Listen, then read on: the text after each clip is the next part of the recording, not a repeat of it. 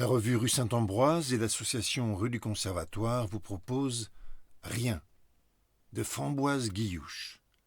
Nouvelle extraite du numéro 55 de la revue Rue Saint-Ambroise, parue en mai 2025. Lectrice Isabelle Linartz. Musique Charlie Nelson.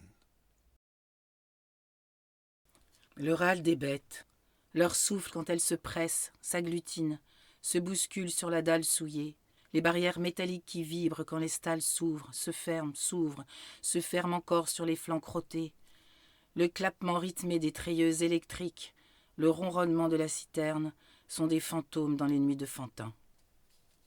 L'ampoule se balance, filament de lumière orangée éclairant les machines qui sucent, tirent, têtent inlassablement. Les mains sont gercées, crevassées, rougies d'avoir serré, pressé, attaché, malaxé. Fait en somme ce que font les mains dans une ferme à longueur d'heure, de jour, de nuit. Parfois la lampe poussiéreuse jette un peu de lumière sur la paille souillée par une naissance nocturne, assortie de frissons, quand la langue râpeuse, maternelle, lave les larmes du petit et couvre le premier chant de la succion. Le moteur de la cuve réfrigérante gronde, un son obsédant. C'était le pire de tous. Dans la cuisine, le silence. Le paternel accoudé à la table, avec des questions dans les yeux. Qui pour reprendre après moi? Qui pour faucher, clôturer, racler, démarrer avec le starter, car la mécanique est bloquée, encrassée, carburant gelé. Mais il faut avancer. Alors ça tousse et ça transbahute les bottes de foin. L'hiver, le bétail est vulnérable. Qui pour compter les litres, vérifier les quotas que ça ne déborde pas, ne vire pas? Qui pour laver, frictionner, rassurer les veaux glacés, oreilles agitées, énervées par les étiquettes accrochées, là où la pince a fait clic en transperçant la peau pour dire voilà, c'est fini pour eux, ils sont prêts pour l'abattoir, car enfin c'est là leur destinée. Et les pleurs des mères qui raclent avec leurs sabots alourdis par la boue. Qui, hein? Qui? Moi. Moi, je vais reprendre. Fantin a dit moi, je vais reprendre. Et l'autre attablé dans la cuisine sombre, a-t-il seulement haussé les sourcils? Pas de mots. Rien pour signifier à son fils « C'est bien, tu me soulages, tu es un bon garçon, dur à la tâche, sérieux, résigné ce qu'il faut et pas bavard, à l'écoute de la voix des bêtes et des machines. La cuve, tu te rappelleras? Capricieuse. » Mais rien ne sort des lèvres plissées. Le vieux ne dit pas « Fais attention car un jour, tu étais encore bébé à l'époque, ce con de moteur, il s'est arrêté, tout simplement. En vacances, la saloperie de moteur. » Plus un bruissement dans le hangar, un calme suspect. Même les bestiaux se taisaient, ça m'a intrigué. C'est comme une absence, j'ai pensé.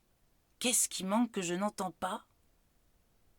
Puis j'ai violemment, terriblement senti l'odeur du lait caillé. Le moteur avait cessé de tourner et le lait, lui, avait complètement tourné. Un comble, une ironie. J'ai tout vidé sans moufter avec la rage au ventre. Du lait foutu.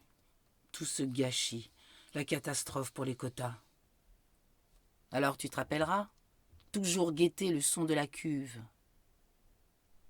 Mais le père ne dit mot, hoche imperceptiblement sa grosse tête, racle sa gorge, éjecte un rot, puis se décide à absorber la soupe odorante en soufflant minutieusement dessus avant d'avaler l'air avec la cuillère garnie. Au loin, un jappement, un seul, et à nouveau rien.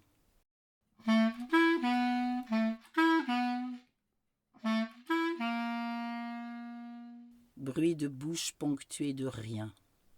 Fantin s'attable aussi et reste muet. Joue avec la pointe de son couteau à agrandir l'entaille sur la toile cirée, criblée de divers trous qui troublent le décor de chasse à demi effacé. On ne voit plus le cerf et les chasseurs juchés sur leurs chevaux, avec les chiens qui courent et jappent. On les entendrait presque, mais la scène est brouillée par les petits accros depuis sans doute 2 décennies, quand la mer était encore là, mais de la mer on ne parle pas, jamais.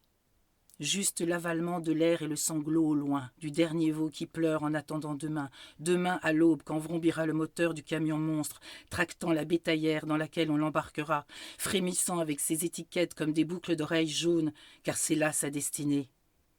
Depuis l'enfance, il a mal au ventre, Fantin. Lorsqu'on emporte un veau ou une génisse, ses entrailles crient, grogne, se lamente, et souvent il va vomir dans la haie juste derrière la nurserie des bébés animaux, qui n'est autre que la salle d'attente avant la mort. Il dégueule sur ses bottes boueuses à 5 ans comme à 20, comme à 30. Comme ce fameux soir où il a réfréné l'envie de régurgiter le potage sur la toile cirée, alors que le vieux allumait sa cigarette et formait malicieusement de superbes ronds de fumée dans l'air poisseux de la cuisine, sous l'ampoule jaune qui a perdu son abat-jour de porcelaine en forme de dentelle, choisi il y a 2 décennies par la mère. Mais de la mère, on ne parle pas. Jamais. Alors Fantin insiste. Moi, je vais reprendre. Il répète soudain très sûr de lui, refermant son couteau pour à son tour avaler l'air avec le breuvage. Le paternel s'est levé soudain et les pieds métalliques de la chaise ont hurlé d'être si brusquement raclés contre les dalles du carrelage. Toi, ont chuchoté malignes les volutes de fumée. Toi.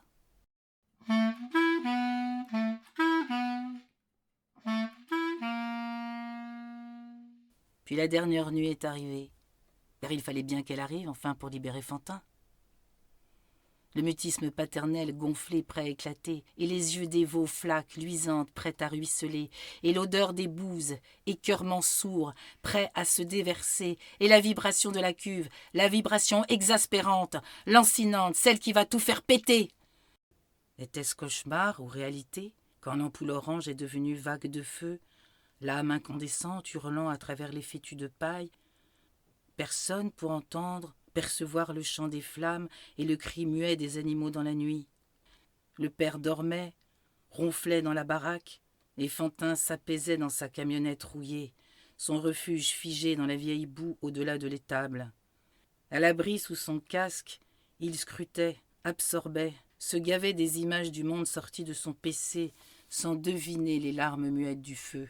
Puis soudain, très loin des écouteurs, explose la rage du chien qui s'étrangle de tirer impuissant sur sa chaîne.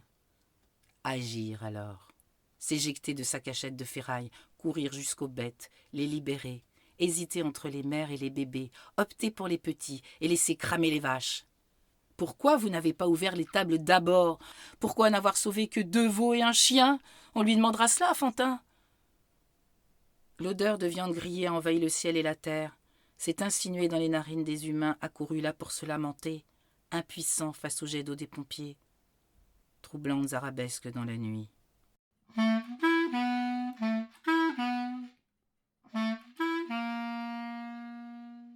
Aujourd'hui, l'alarme du père roule sur sa peau tannée.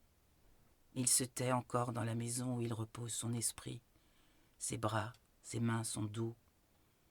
Au son des cris et des engueulades du personnel insuffisant pour faire la toilette du 19, mais celle du 14 a été faite hier, alors que c'était pas prévu dans le planning, mais il faut bien s'entraider, se serrer les coudes entre collègues, avec les virus et les microbes qui traînent cet hiver. De toute façon, on n'est jamais assez nombreuses. Et si on faisait grève?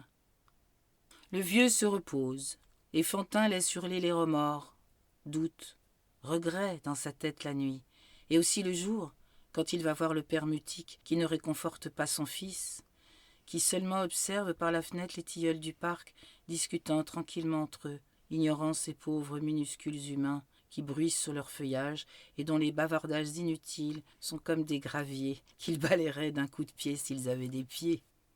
Le père scrute ses grands échalas majestueux, feuillus, et ne souffle pas à l'oreille de son fils. « Tu t'en tires bien.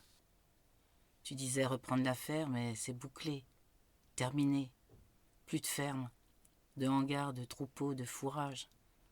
Juste le souffle du vent dans la haie calcinée et les saules qui encadrent les décombres brûlés. » C'est peut-être la voix de la mère que Fantin entend alors murmurer « Mon garçon, tu as raison. C'est trop dur d'avoir les pieds et les mains gelés à longueur de temps et de se crever le squelette pour les quotas et les étiquettes des veaux sur leurs fines oreilles roses. Et se casser, blesser, mortifier le crâne avec le vacarme de la stabulation et des moteurs, toujours les moteurs. Mon garçon, tu as raison. C'est une bonne chose, ce vide, ce calme, cette douceur. À présent, profite. Tends l'oreille pour capter le minuscule chant de l'alouette juste avant sa plongée dans les maïs. le gémissement perçant des renardeaux blottis dans les tanières, le jacassement de la pie à l'aurore, la stridulation de la sauterelle lors de la parade nuptiale, ou peut-être juste les riens minuscules tapis dans les buissons luisants de la lande.